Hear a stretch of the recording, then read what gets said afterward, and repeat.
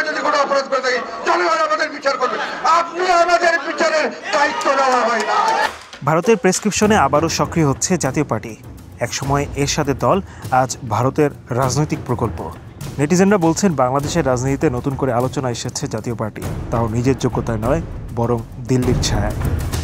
এ যেন অনেকটা হিন্দি সিনেমার মতোই স্ক্রিপ্ট। দল ভেঙে যাচ্ছে, নেতা-নেত্রীরা একে অপরকে দোষারোপ করছেন, আর ভারতের থিঙ্ক ট্যাঙ্ক বসে বসে করছে নকশা। সব লোক খারাপ না হয় তাহলে সেই দলটাকে আপনি ব্যান করবেন।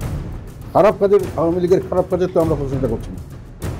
জিএম কাদের বনাম আনিসুল হাওলাদার গোষ্ঠী, এই দ্বন্দ্ব শুধু ক্ষমতার জন্য নয়, বরং এটা ভারতের ছকে সাজানো একটা চেঞ্জ অফ গার্ড। দিল্লি চায় জিএম কাদেরকে সরিয়ে আনিসুল ইসলাম মাহমুদকে চেয়ারম্যান বানাতে। কিন্তু কেন?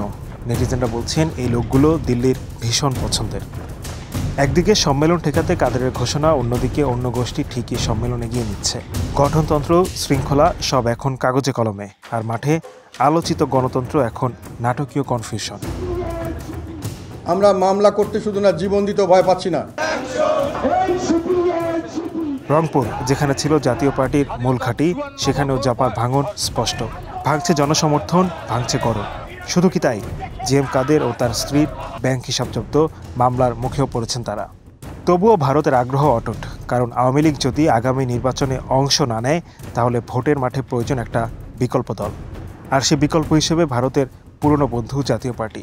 এই জন্যই তো গণমাধ্যমে জাপানীয় প্রচারণা, কিছু সাংবাদিককে নির্দেশনা আর বিরোধী সাজানোর অভিনয় চলছে। আপনি যদি তাকে খারাপ দলই খারাপ, তাহলে তো সব লোকই খারাপ। আপনি বলছেন 3টি জাতীয় নির্বাচনে আওয়ামী লীগের সঙ্গেই ছিল জাপা।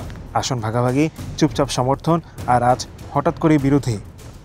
বাংলাদেশের রাজনীতিতে জাতীয় পার্টি আর কোনো স্বাধীন শক্তি নয়। নেটিজেনরা মনে করছেন এটি এখন একটা দুর্নিয়ন্ত্রিত রিমোট কন্ট্রোল দল। কথাটির সুনির্দিষ্ট কোনো অর্থ আমি এখনো বুঝতে পারিনি।